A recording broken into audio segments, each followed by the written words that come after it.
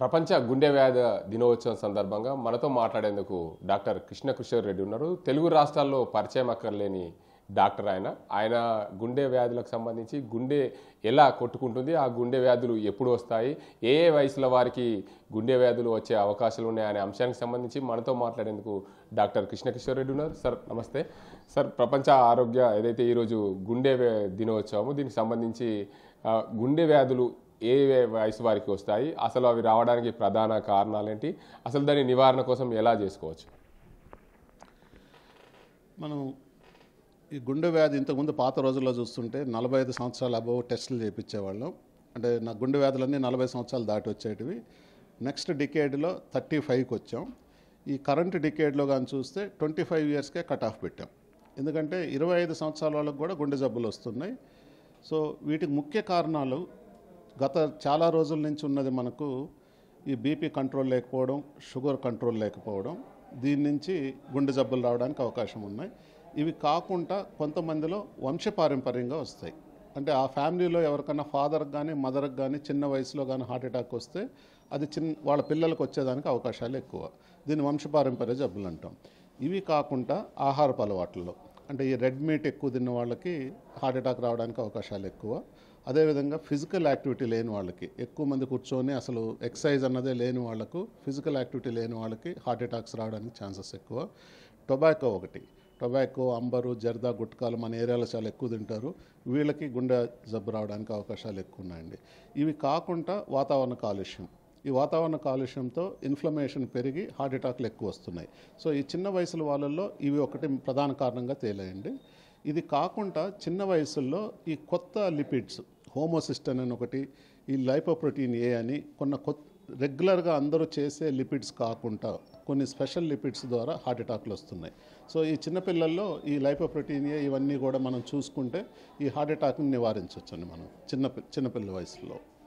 So ఇవి ప్రధాన కారణాలు రావడానికి. ఇది రాకుండా మనం తీసుకోవాల్సిన జాగ్రత్తలు ఏంటంటే రెగ్యులర్గా ఎక్సర్సైజ్, అట్లీస్ట్ వారంలో 3 రోజులు ఎక్సర్సైజు.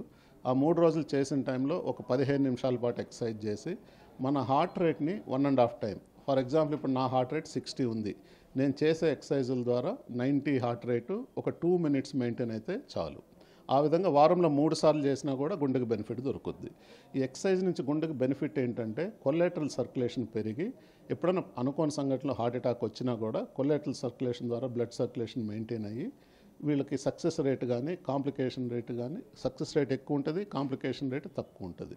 సో ఇది ఒక ప్రధానమైన కారణం. నెక్స్ట్ వస్తే మన ఆహారంలో పీచు పదార్థాలు అవి ఎక్కువ తీసుకుంటే కొలెస్ట్రాల్ కంట్రోల్ చేసి రెడ్ మీట్ని టోటల్గా అవాయిడ్ చేయాలా. వెజిటేరియన్లో ఆలుగడ్డలు, పొటాటో, గడ్డకూరలో హై కొలెస్ట్రాల్ ఉంటుంది, నెయ్యిలో హై కొలెస్ట్రాల్ ఉంటుంది, ఇటువంటివి అవాయిడ్ చేయాలి. నెక్స్ట్ చెడు అలవాట్లకి దూరంగా ఉండాలండి. స్ట్రెస్ఫుల్ లైఫ్కి యోగా ద్వారా కానీ స్ట్రెస్ఫుల్ లైఫ్ని తగ్గించుకోవడానికి మన ప్రయత్నం మనం చేయాలి. ప్రధానంగా అయితే ఇటీవల కాలంలో వ్యాక్సిన్ వేయడం వల్ల కూడా గుండె వ్యాధి వస్తుందని చెప్పి అపోహలు ఉన్నాయి. అసలు దానిపైన అపోహలు నివారించడానికి మీరేం చెప్తారు? అంటే దీని గురించి మనం ఖచ్చితంగా మాట్లాడాలంటే ఇప్పుడు నేను మాట్లాడిన వాటన్ని ఎవిడెన్స్ బేస్డ్, కొన్ని వేల మంది పైన స్టడీ చేసి మనకు వచ్చిన ఎవిడెన్స్ వల్ల నేను మీకు ఈ ఫ్యాక్టర్స్ గురించి చెప్పగలిగాను.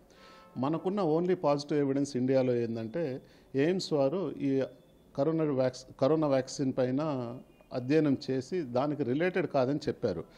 బట్ నా పర్సనల్ ఫీలింగ్ ఏంటంటే ఈ 2-3 సంవత్సరాల్లో పెద్ద మార్పులు ఏమి రాలేదు. అన్ని గత కొన్ని సంవత్సరాల నుంచి ఉన్న రిస్క్ ఫ్యాక్టర్సే. కొత్తగా వచ్చింది కరోనా ఒకటి, ఎక్కువ మంది వ్యాక్సినేటెడ్. అందుకని వాళ్ళల్లో ఈ సడన్ డెత్లు మనం చేసిన యాంజియోగ్రామ్లో ఈ కొలెస్ట్రాల్ బ్లాక్స్ లేక కాకుండా ఓన్లీ రక్తం గడ్డగట్టి వస్తున్నారు. అంటే ఈ రక్తం గడ్డగట్టడానికి మన బాడీలో ఏదో మార్పు జరిగింది.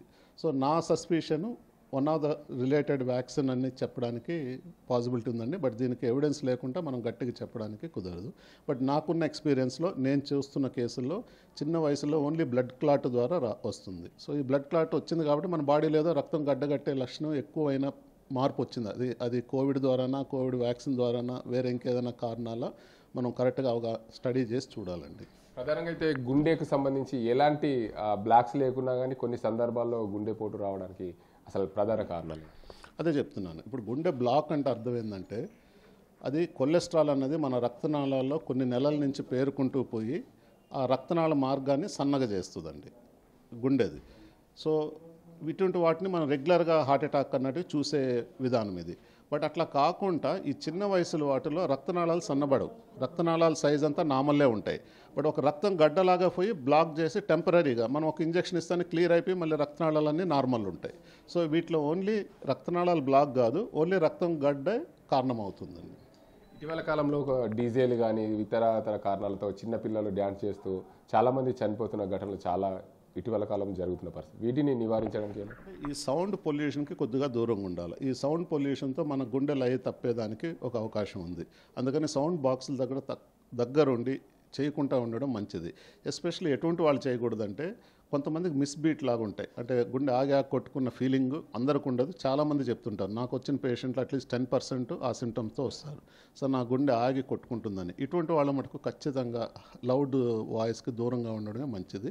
ప్లస్ వీళ్ళకి హోల్టర్ అని ఒక రికార్డ్ చేస్తాము, అంటే 3 రోజుల కంటిన్యూస్ బీట్ని రికార్డ్ చేసి పెడుతుంది. ఇటువంటి టెస్టులు చేసుకోవడం వల్ల ఆ సడన్ డెత్ని నివారించవచ్చు మనం. గుండె వ్యాధులు రాకుండా ప్రధానంగా ఎలాంటి సందేశం ఇస్తారు?